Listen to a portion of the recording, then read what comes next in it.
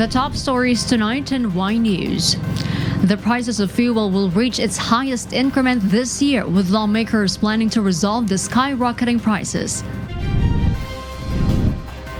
The Department of Trade and Industry said it does not see the suggested retail prices of goods will be adjusted despite the series of oil price hikes and the conflict in Ukraine.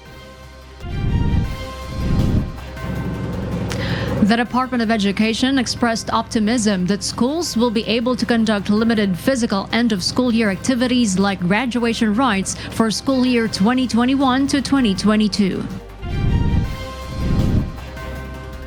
The official global death toll from COVID-19 reached 6 million 3 years into the pandemic.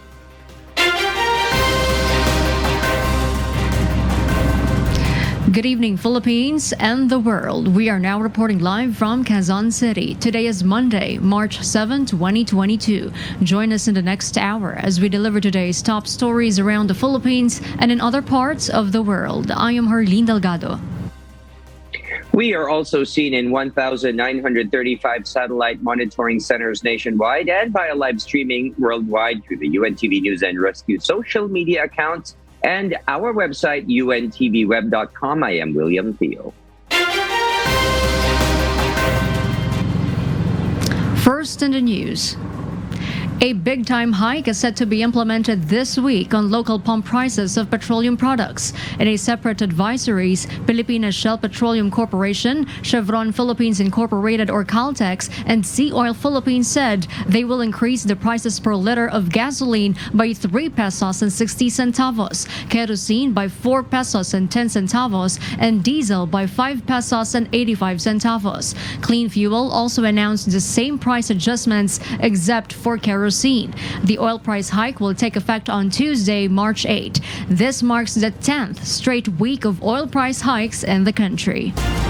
Meanwhile, more big-time oil price hikes are seen in the coming weeks. Members of the House of Representatives will hold a special session to approve bills that would reduce or suspend excise taxes on oil products. Nel Maribuhok has the story. Consumers have to brace for another hefty hike in the prices of petroleum products in the coming weeks. According to House Committee on Ways and Means Chairman Joey Salceda, based on their studies, prices of diesel and kerosene may climb up to 80 pesos per liter, gasoline to almost 91 pesos per liter.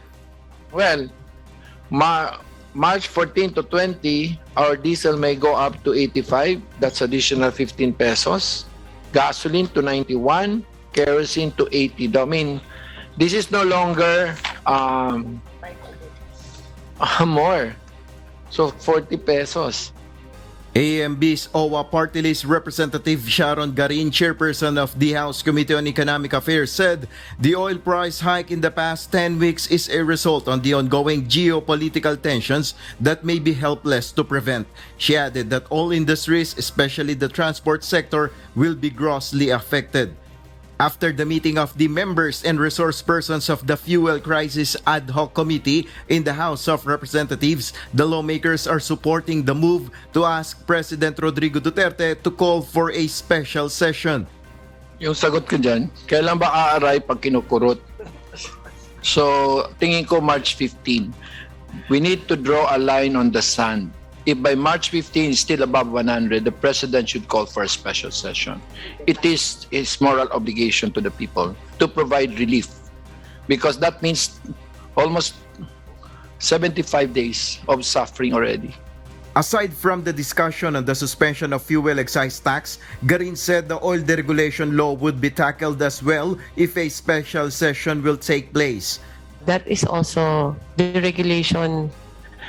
For us is more on the unbundling and minimum reserve. Earlier, Malacanang has called on Congress to review the oil deregulation law. Congress has adjourned session last February 4 and will only resume session by May 23 or after the May 9 national and local elections. Nel Maribuhok, UNTV News and Rescue. We serve the people, we give glory to God. The Land Transportation, Franchising and Regulatory Board is set to conduct a hearing regarding fare hike petitions tomorrow. Several transport groups expect the approval and swift implementation of the 10 peso minimum fare increase. Asher Kadapan Jr. reports. Public transportation fare hike is inevitable while prices of petroleum products continue to increase. And as gasoline stations implement a big-time oil price hike starting tomorrow, transport groups expect that their fare hike petition for public utility jeepneys will be considered by the Land Transportation Franchising and Regulatory Board. Pangkalahatang Sangguniang Manila and Suburbs Drivers Association or Pasang Mazda President Kaobet Martin explains this as the LTFRB's hearing for their petitions is scheduled tomorrow. Well, ang inaasahan ko dyan ay yung 10 pesos ay maibigay kagad dyan sapagkat yung pisong pamasahe malaking bagay sa mga driver. Gawa nga ng pagtaas ng presyo ng petroleum product. Makapagsaay ka ng 200 pasahero sa isang araw, meron kang 200 pisong karagdagang kita sa paghapon niya. Aside from the 1 peso fare increase, the petition for a 15 peso minimum fare filed by Pasang Mazda along with some other transport groups will also be discussed in the said hearing. While it may take some time before the latter is approved, Federation of Jeepney Operators and Drivers Association of the Philippines or FEJDA President Ricardo Rebaño hopes that the agency will approve the 10 peso minimum fare at the soonest time. Ang tangi po lamang hinihiling ko po sa ating gobyerno, yung 1 peso po na sa pumaibalik para naman po makadagdag ng tulong sa mga pang-araw-araw ng mga driver na namamasada po dahil patuloy po yung pagtaas ng petroleum product natin, hirap na naman po sila.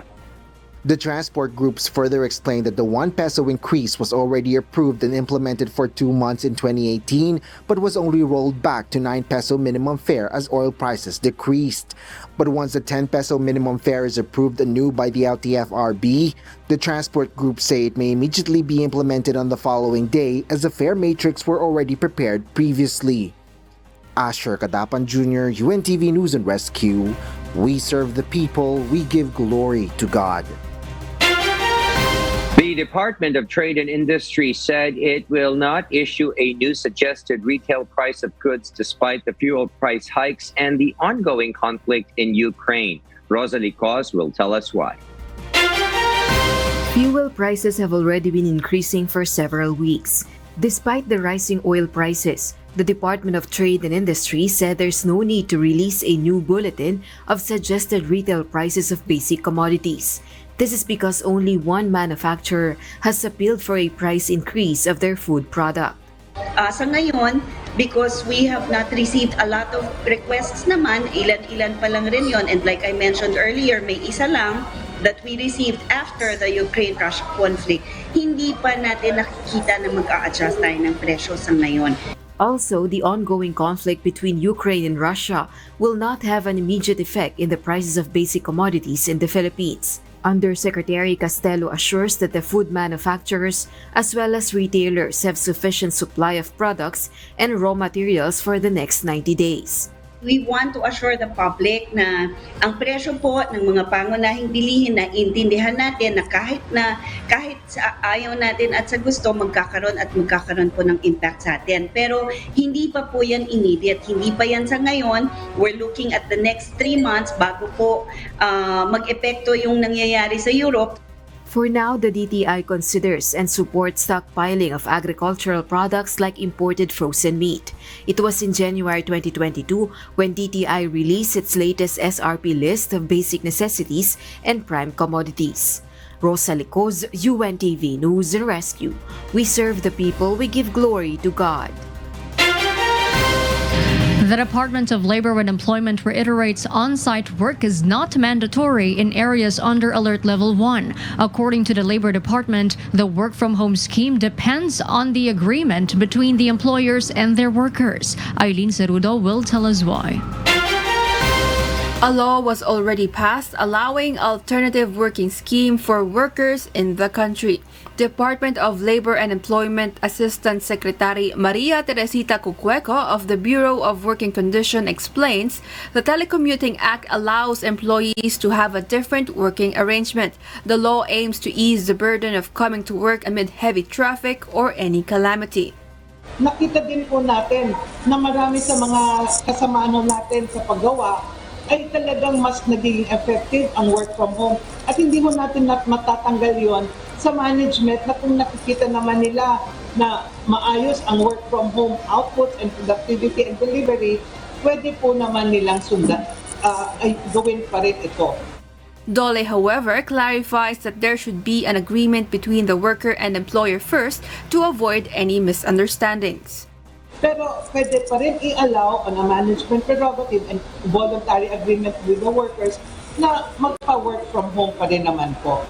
The department also reminds employers to ensure a safe environment in the workplace, especially when the threat of COVID-19 is still present. Offices should have proper ventilation and workers on site should always wear face masks. Meanwhile, the Civil Service Commission is still reviewing the flexible work scheme for government employees.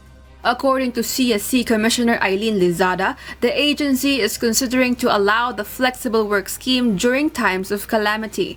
Maybe in a few weeks time ilalabas na ho namin yung flexi workplace po natin because we are, as I said, we are institutionalizing the working arrangements.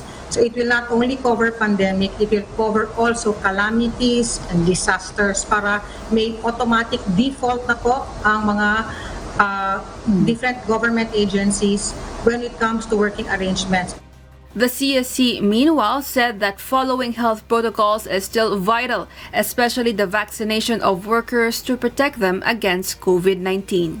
Eileen Cerudo, UNTV News and Rescue. We serve the people. We give glory to God.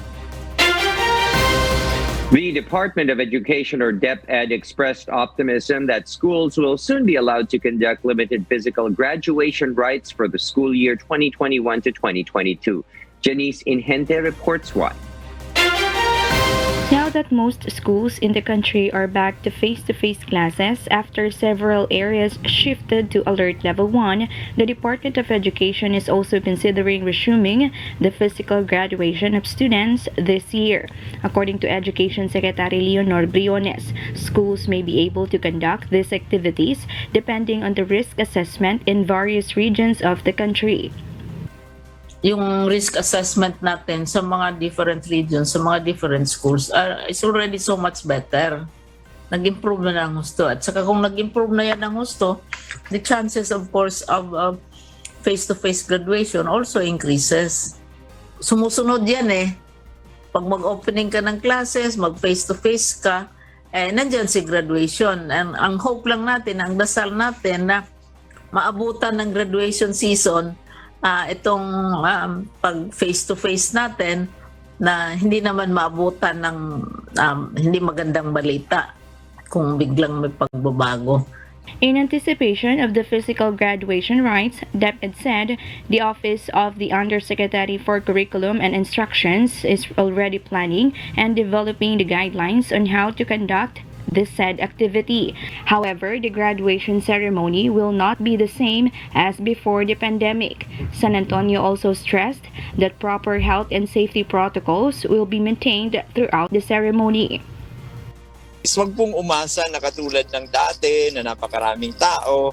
I-regulate po natin, susundin natin yung guidelines. Yung tanong po, posible, siyempre po, kasi pinayagan nga ang limited face-to-face. Ang ibig sabihin ay pwede rin yung limited face-to-face na graduation ceremonies. Huwag pong umasa na katulad ng dati na napakaraming tao.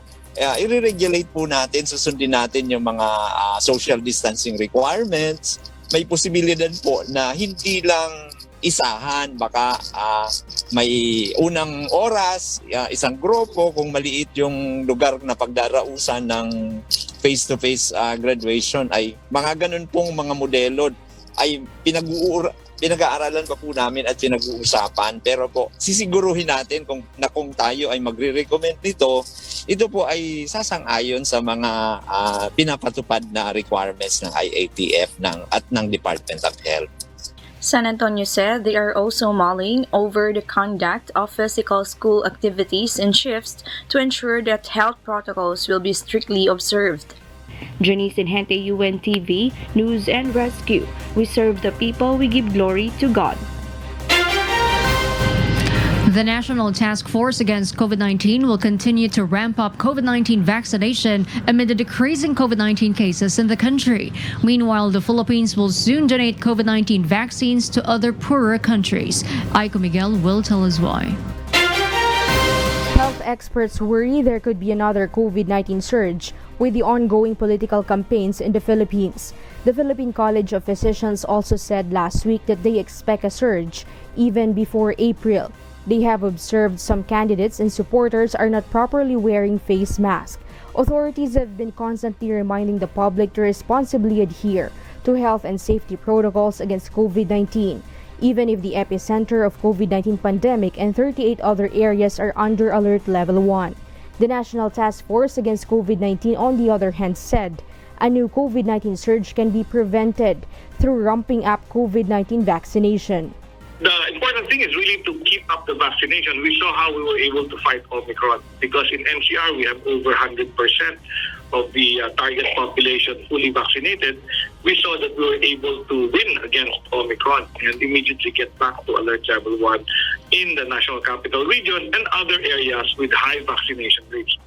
The government is set to conduct the 4th National Vaccination Day this coming March 10 to 12. The NTF will also return to Bangsamoro Autonomous Region in Muslim Mindanao or BARM to ramp up COVID-19 vaccination.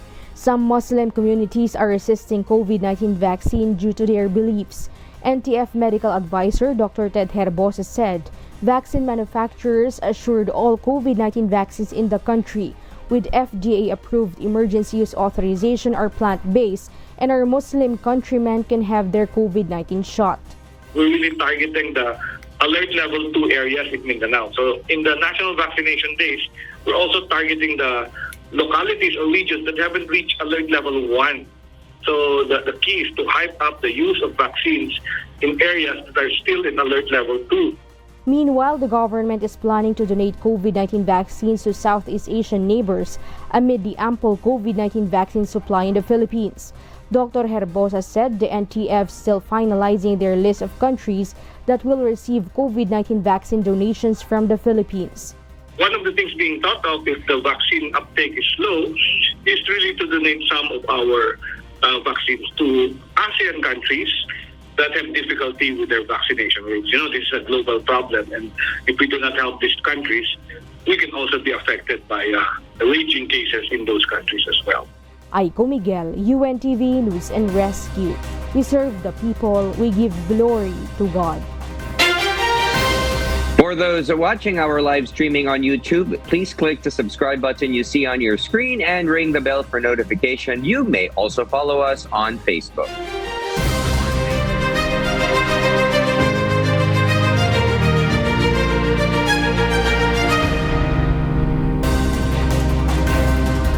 The Commission on Elections, or Comelec, urged the candidates vying for the 2 highest positions in the government to join its organized debates. The poll body assures for impartial debates for all the candidates. Dante Amento reports. The poll body allays rumors of possible biases on their organized series of debates, which will begin on March 19, 2022 for presidential bets. This will be followed by the vice presidential debate on the next day, March 20. Comelec spokesperson Director James Jimenez said they even considered drafting an outline under a legal process to ensure the integrity and impartiality of the questions for the candidates.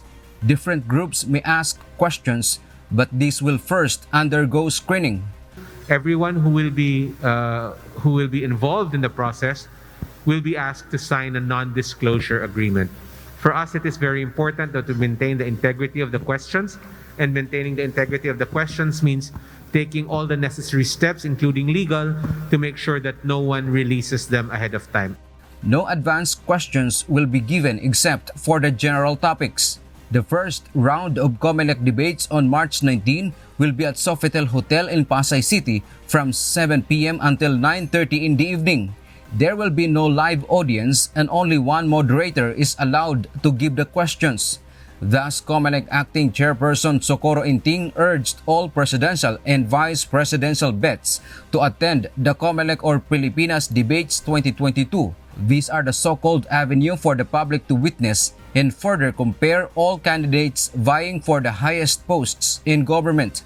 Wala pong ibang layunin ang debating ito kundi matulungan ang ating mga botante na malaman kung saan kayo tumatayo sa iba't ibang issue na kinakaharap ng ating lipunan at kung ano ang inyong mga plano upang masolusyonan ang mga ito.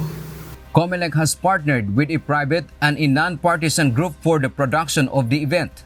There is no foreign entities that is governing me. I own the company 100%. I have no investors. We are a for-profit in nature. Meanwhile, the second round of Comelec debates will be on April 3, but only for presidential candidates alone.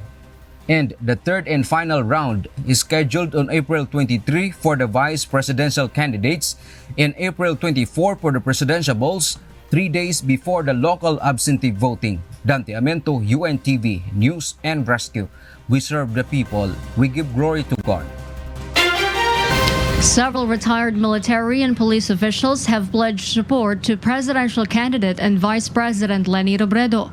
Meanwhile, the Vice President also vows to make the maritime industry a priority under her administration should she win the presidency. This report will tell us why. Presidential candidate and Vice President Leni Robredo had a consultative meeting with some retired officials of the Armed Forces and the Philippine National Police. This as they also endorsed Robredo as president, saying that they believe in the programs of the vice president in matters concerning national security. These include invoking the country's rights in the West Philippine Sea and address the root causes of insurgency.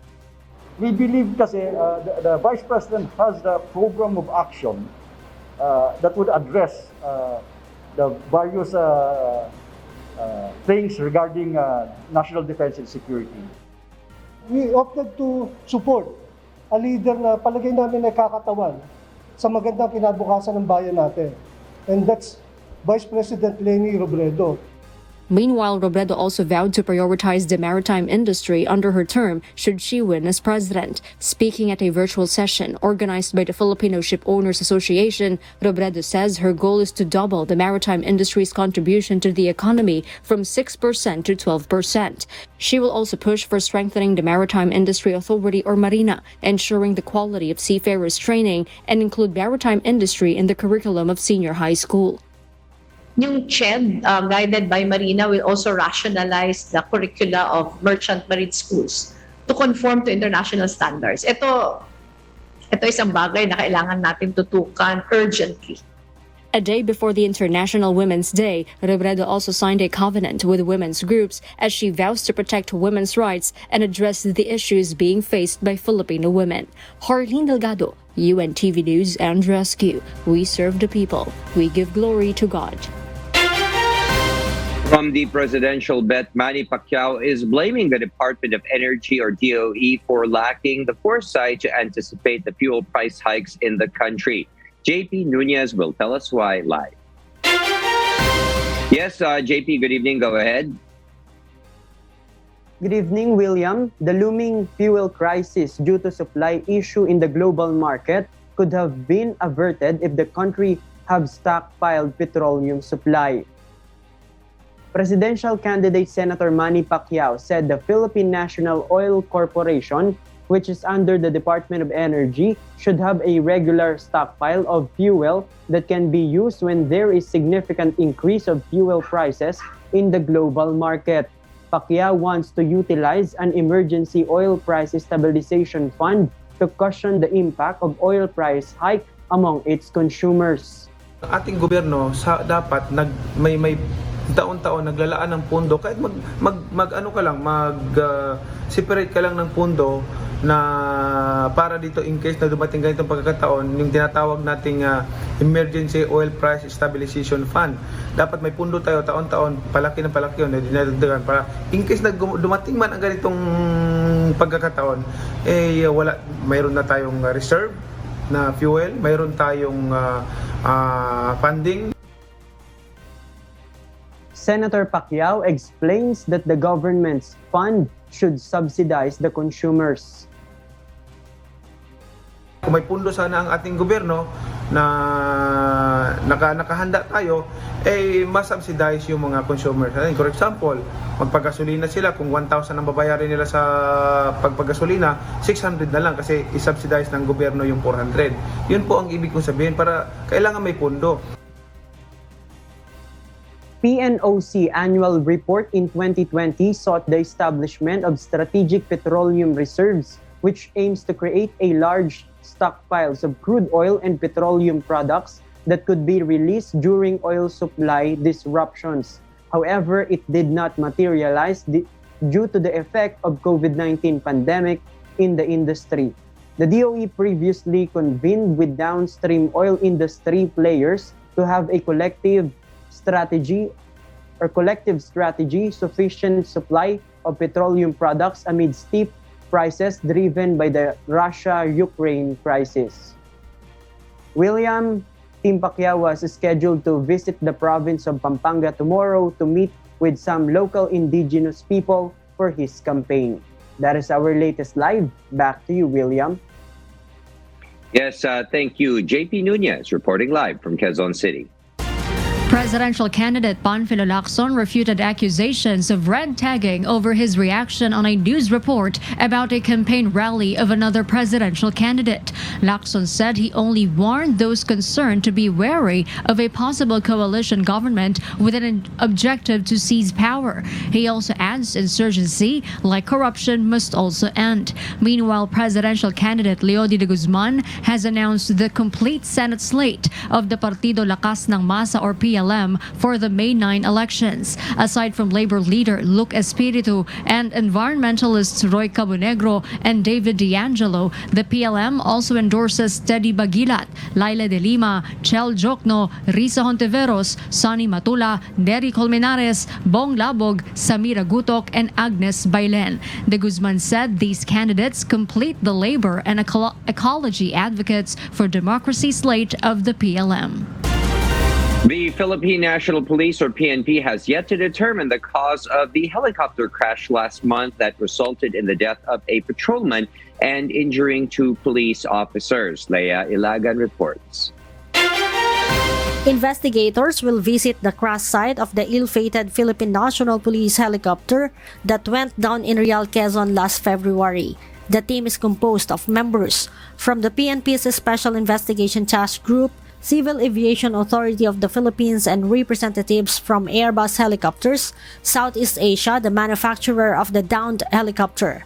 The H-125 single-engine light utility helicopter with registry number RP9710 was acquired by the PNP last January 29, 2020.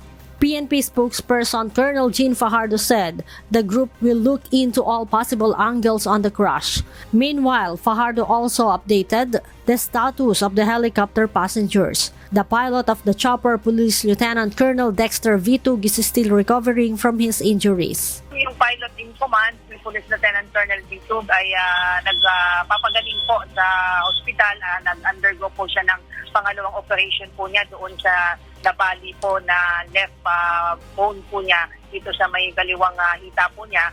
Yung nauna po niyang operation, yung doon naman po yung sa lumbar niya po.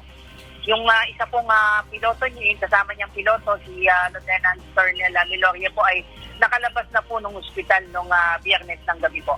Fajardo added that the family of Patrolman Allen Ona, the third crew member who died in the crash, have received benefits from the Philippine National Police. Leia Ilagan, UNTV, News and Rescue. We serve the people. We give glory to God. For the news abroad, now reaching the 3rd year since the beginning of the COVID-19 pandemic, the official global death toll eclipsed 6 million today. Marv Delphine will give us the details live. Good evening, Marvi. Good evening, Elsie. The Johns Hopkins University recorded the milestone as over 445 million positive COVID-19 cases have been recorded around the world since the pandemic began. Data scientists believe that there is an undercount due to poor record keeping and testing in many parts of the world, on top of deaths that did not result from actual COVID-19 infections, but preventable causes such as inability to receive treatment from overloaded hospitals and the global vaccine disparity. An analysis by a team from The Economist estimates that the number of COVID-19 deaths is between 14.1 million and 23.8 million. Although COVID cases have been slowly declining recently, other major regions are still heavily affected. Those in the Western Pacific, like China, Japan, South Korea, and many others, COVID cases remain prevalent. Specifically in Hong Kong, death tolls have rapidly increased to 1,774 while having to impose China's zero COVID strategy. The former World Health Organization Director of Research Policy and Cooperation, Tiki Pang, highlights that this pandemic is the disease of the unvaccinated, mentioning how Hong Kong's 441,000 cases are mostly unvaccinated people. The Director General for the World Health Organization, Tedros Ghebreyesus, expressed that while the decline in death due to COVID-19 is encouraging, it is still early to declare victory. And it's pleasing to see some countries being able to relax restrictions without their health systems being overwhelmed. But it's far too early to declare victory over COVID-19. There are still many countries with high rates of hospitalization and death, and low rates of vaccine coverage. And with high transmission, the threat of a new and more dangerous variant remains very real. Unfortunately, countries in the Pacific Islands, Tonga and the Solomon Islands, have just recently experienced their first outbreaks, with the Solomon Islands already having over 100 deaths, while Tonga remains at the zero death toll. Elsie? Thank you, Marvi Delphine, reporting live from Australia. Ukraine's efforts to evacuate civilians have been turned upside down by the Russians' heavy shelling of cities. Ruth Bahe will give us the details live. Yes, Ruth? Elsie, areas of Ukrainian cities, Chernihiv, Mykolaiv, Kharkiv, and the capital Kyiv faced intensified shellings on Sunday, with local officials saying that heavy artillery have hit residential areas. As Ukraine's President Volodymyr Zelensky urges his people to fight in the streets, Russian President Vladimir Putin has shifted the blame back on Ukraine, stating that invasion could only stop if Ukraine's capital Kyiv ceases hostilities. In the southern city of Mariupol, both sides have agreed to an 11-hour ceasefire to allow civilians and the wounded to evacuate, as food, water, and medical supplies are cut off. However, ongoing assault by the Russian forces have halted evacuation efforts for the second time, as Interior Ministry Advisor Anton Gerashenko accuses the Russians of breaking the ceasefire. According to Mayor Alexander Markashin, around 8 civilians were killed by Russian shelling in the town of Irpin, which included a family. A third round of peace talks between Russian and Ukrainian leaders was planned to take place today. Elsie? Thank you, Ruth Bahe, for that live report. Thousands of firefighters battle severe wildfire on South Korea's east coast as it threatens nuclear and liquefied natural gas plants. Around 7,000 firefighters, troops, and public workers have been deployed to contain the wildfire. It had destroyed at least 159 homes and 46 buildings and prompted the evacuation of more than 6,200 people. Officials were investigating the cause of the blaze, which grew rapidly amid strong winds and dry conditions. There were no reports of injuries or deaths.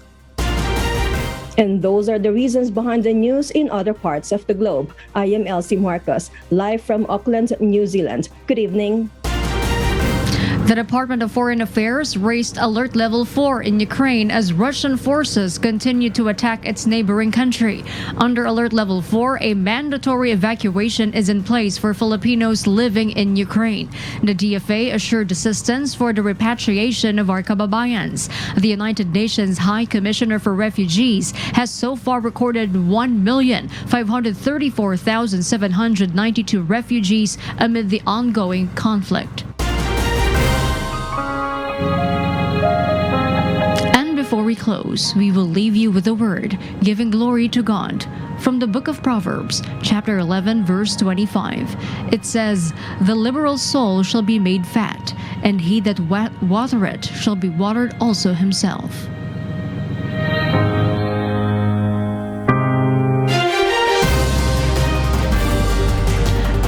Those are the reasons behind the news March 7, 2022. Reasons we deliver to you as they unfold. I am Herlene Delgado. And because we need to know, we will always ask why. I am William Theo. We serve the people. We give glory to God.